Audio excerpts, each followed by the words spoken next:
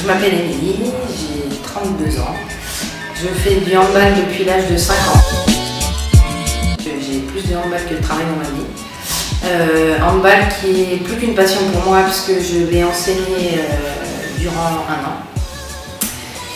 Et j'ai voulu continuer à en faire ma passion. Donc voilà, j'ai toujours dit que le handball aura ma peau, que j'irai jusqu'au bout et que jusqu'à ce que mon corps l'accepte sur le handball.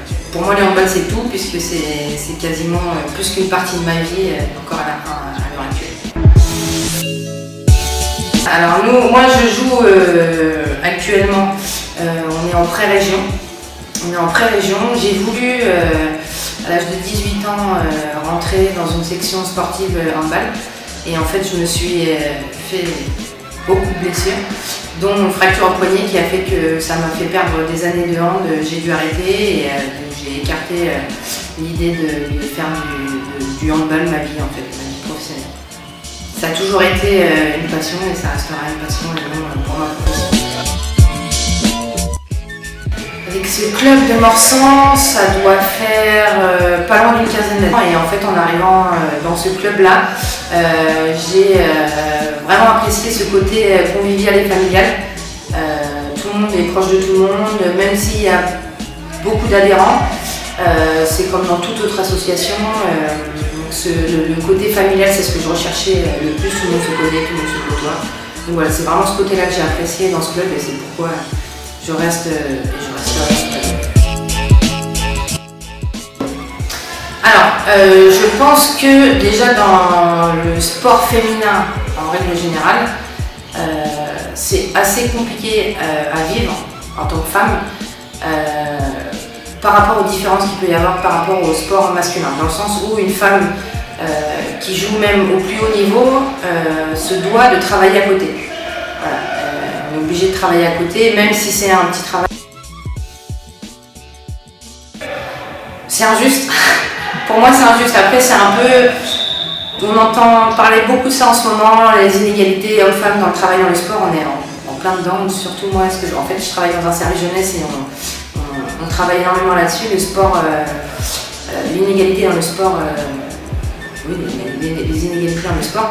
Et en fait, je trouve ça injuste parce que c'est pas parce qu'on est une femme qu'on a le droit à moins de notoriété entre guillemets que les hommes.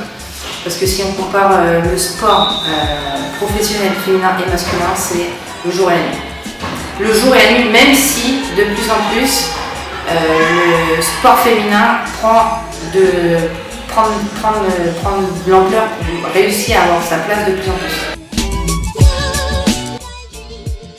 La balance est équilibrée, parce que disons que chez les hommes, ils ont un niveau supérieur. Donc voilà, après c'est normal qu'on entend un peu plus parler d'eux, etc. Parce qu'ils font des plus gros déplacements, ils jouent contre des plus grosses équipes. Mais c'est vrai que dans ce club, quand il y a par exemple un match le week-end, il y a par exemple sur Facebook une page Facebook du club. Et en fait sont annoncés les matchs du week-end. Et il y a toujours l'équipe Fanion féminine et l'équipe Fanion masculine. Il n'y a vraiment pas de différence. Après, s'il y a une différence, c'est par rapport au niveau. Ce qui est logique, puisque nous, on joue ensemble. Parce qu'on n'a pas... après, c'est vrai que nous, on a une équipe de seniors qui est un petit peu âgée maintenant. Donc voilà, on essaye de... C'est pour ça que les entraînements, on essaye d'avoir des catégories plus jeunes pour que justement, elles reprennent la succession de l'équipe senior. Donc on essaye de les intégrer dès maintenant dans l'équipe féminine pour qu'elles puissent... par la suite porter l'équipe sur leurs épaules, quoi. Alors oui, il y a eu des augmentations. Alors je dirais que c'est par rapport aussi par exemple là dernièrement les filles qui ont gagné la coupe, les garçons qui ont gagné la coupe. C'est après de gros événements comme ça, Coupe du Monde, Coupe d'Europe, que les clubs, je dirais pas sont assiégés par les...